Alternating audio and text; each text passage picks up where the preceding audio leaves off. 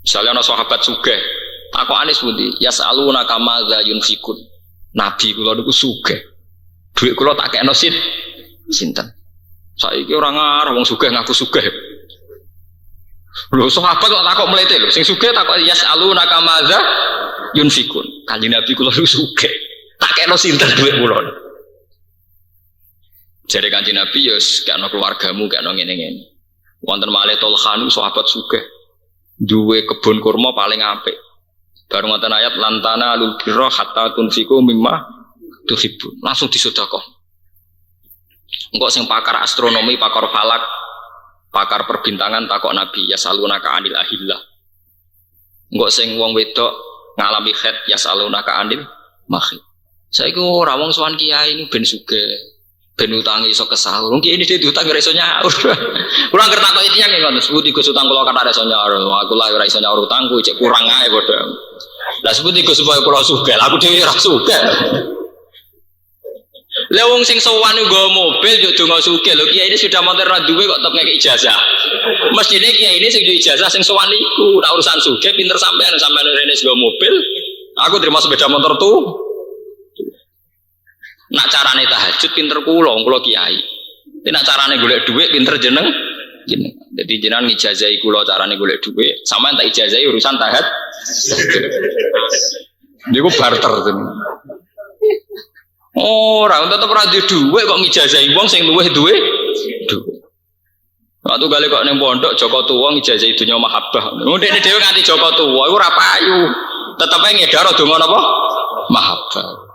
Pengasihan itu pengarepe ku piye tunggale dukun tombok ngoten ndekne dhewe ora sugih disuwani gula 5 kilo seneng kok nebak nomor ana roh nomere dhewe ditomboki dhewe mung hadiah 2 mil zaman SD SD nu sak miliar ana dukun-dukun sing omahe riyat kok dipercaya lah nek ndekne roh nomere dhewe rak ditomboki napa ini penting kalau aturaken ya jadi semenjak ngaji ini sampean mulai berpikir gimana bisa menyumbang Islam dimulai dari bentuk zuriatan apa? Thayyibah. Ini dimulai dari al-mu'minul qawiyyu khairun wa ahabbu ilallah minal mu'minid dhaif. Itu dawuh Kanjeng Nabi ya. Al-mu'minul qawiyyu khairun wa ahabbu ilallah minal mu'minid dhaif. Orang mukmin yang kuat tuh bisa kuat secara fisik, secara intelektual, kuat secara visioner. Itu khairun wa ahabbu ilallah. Karena kena didu. Orang mukmin yang kuat secara fisik, secara intelektual, secara materi kena didu. Kena didu mbek wong dolim sing kuat juga. Terus sampai ke dadi wong mukmin Duh kok nderek niki takoki. Milih presiden sapa ora iso nentokno. Kita harus pakai ketentuan tadi sing menurut sampeyan mendekati dengan kriteria keislaman. Ya keislaman cara sampeyan. Ya Islam macam-macam lah bentuknya, stabilitas nasional ya Islam, jilbaban ya Islam, kok ngukurnya jilbab toh, ya adil. Islam ora bakal jilbab toh, urusan kekuatan Islam itu ora jilbab toh, ya adil. Urusan jilbab ya gegere kak, ora karuan. Jenenge mendiskreditkan ya, cara kula ya adil. Pro rakyat itu ya Islami, termasuk Islam itu ya nyarano itamun fi yaumin dimas. Paham gimana kalau terusakan sing menyangkut yaumanat ukulla unasim bi imamihim niki sing menyangkut niki ganti bakasan niki iki rontok santai niki urusan akhirat. Ayat ini yang kemudian dipakai dalil para ahli thariqah, para tokoh syariat untuk supaya punya sanad. Nggih kula baleni malih nggih. Ayat ini dipakai dalil para mursyid, para ulama rata-rata itu disebut sanad. Ya disebut apa? Sanad. Utawa silsilah ya. Sebab niku semua thariqah muktabarah, semua pondok sing salaf niku mesti gak ada sanad. Nggih kados kula saking bapak kula dugi Mbah Dola, Mbah Arwani ngantos Mbah Munawir ngantos Kanjeng Nabi misalnya sanad Quran kula. Misalnya sanad kitab kula nggih kula tok Ki Memun, Mbah Zubair, terus Mbah Fakih Mas Kumambang, terus dugi Pak Mahfud Termas, dugi Sayyid sinten sing aran Yana Abi Bakar napa Sato, terus muridnya sinten Sayyid Zaidi Dahlan ya sampai ke Kanjeng Nabi itu. Dalam thariqah juga gitu, semua mursyid juga punya sanad sampai Syekh Hasan Asadali apa sampai Abdul Qadir Al-Jilani atau sampai Syekh Bahauddin sinten anak sadar. Sampai ada pepatah man ta'allama bila syekhin fasayhu napa setan. Orang yang belajar tanpa guru maka gurunya setan. Niki nggih penting nggih. Memang kesalahan intelektual kampus itu tidak mempedulikan guru tanpa sanad, hanya mengandalkan buku. Itu untuk konteks keislaman itu tidak benar. Kecuali kalau ilmu sains murni ya, kayak kedokteran, kayak astronomi itu tidak apa-apa. Tapi kalau konteks keislaman itu tidak bisa, harus dengan guru. Karena kalau konteks keislaman pakai buku, sekarang itu era global. Era global itu ada Islamic Studies, kajian apa? Islam. Di Barat itu banyak profesor Katolik tapi ahli Islam. Di Eropa banyak pakar keislaman tapi non Muslim. Karena sekarang sudah Islamic Studies, jadi Islam dianggap kajian. Sama seperti kita juga tahu Bible, tahu Barnabas. Kalau piyambak sering mau Bible, mau Barnabas. Saya juga sering mau buku-buku non Quran gitu.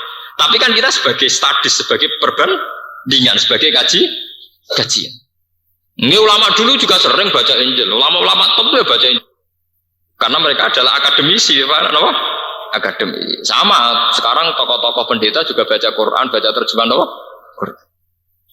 Sampai teng McGill, teng Kanada, wonten jenis Islamic Studies. Di situ yang sekolah ya biasa mengkaji Quran, wongnya ya sholat. Karena sudah kajian apa? Islam. Jadi teng Barat itu biasa. Profesor Islam, maksudnya profesor tentang Islam, orang kok agamanya apa? Loh enggak itu kalau sekarang di era akademik, yang kalau biasa seminar kalian rektor Kristen, dia rektor di Universitas Kristen seminar, dia biasa tanya jawab urusan Quran. Ya apal deh. Sama seperti kita juga baca Barnabas, baca Injil ya sama, karena sudah menjadi kaji. Nah, kalau tentang keislaman itu sampean percaya tulisan-tulisan buku, marawan tulisan ini ditulis oleh mereka yang tidak punya tanggung jawab terhadap Islam. Padahal mereka meyakinkan ketika ngomong tentang Islam. Nah sekarang yang setengah banyak keblinger kan gitu, banyak mahasiswa muda yang belajar Islam di kampus. Kemudian rujukan mereka adalah buku-buku yang dikarang oleh profesor keislaman, bukan profesor Islam, profesor keislaman. Tanya terus ada wacana bahwa Nabi di Madinah itu sebagai pemimpin negara, sehingga Madinah dianggap negara Islam. Nah berat. Nah keyakinan ulama Nabi itu tidak pernah menjadi pemimpin negara. Nabi itu ya pemimpin agama. Beliau di dunia, maka beliau juga memanage urusan apa? Dunia, urusan negara. Tapi beliau tidak pernah berstatus sebagai pemimpin negara. Beliau itu beda sekali. Contohnya begini, beda sekali itu. Negara paling apapun itu tidak akan menjadikan sholat 5 waktu sebagai kewajiban negara. Yang menjadikan sholat 5 waktu sebagai kewajiban hanya khas agama. Ini hanya khas apa? Agama. Sementara Nabi mewajibkan sholat 5 waktu. Bahkan Nabi mewajibkan secara jamaah. Sampai Nabi sering ngendikan orang-orang yang tidak jamaah mau saya bakar. Tapi karena anak-anak ini belajar Islam di kampus, yang mereka dengar malah versi begini. Nabi adalah tokoh agama yang toleransi. Di Madinah bertetangga dengan Yahudi Nasrani. Dan Nabi berhubungan secara baik. Dia tahu sampai nak sering berhubung mesti khasnya mereka nak nyifati Nabi itu apa? Toleransi. Cara bertetangga dengan orang Yahudi, orang Nasrani. Tapi kalau versi ulama, ya sama. Memang secara sejarah Nabi di Madinah itu ditanggo Yahudi, ditanggo Nasrani. Tapi versi tiang ulama mestinya Nabi sering berdiskusi dengan Yahudi Nasrani tentang kebenaran kitab-kitab samawi. Mana yang masih asli, mana yang sudah yuharrifunal kalimah mawadi, yang sudah ditahrif, yang sudah dirubah. Tapi kalau pandangannya Islamic Studies enggak. Nabi bagi kekuasaan dengan non-muslim di Madinah, sehingga ada area muslim, ada area non-muslim. Itu beda sekali cara pandang apa? Beda sekali. Sehingga akibat dari itu adalah jebolan kampus rata-rata cenderung sekulerisme. Berpaham apa? Sekulerannya melihat agama hubungannya dengan non-muslim saja. Santri cenderung pasif. Kancanan orang pada santri ini angel ra karuan. Akhirnya pada ra bener ya, kalau sudah begitu pada ra bener ya.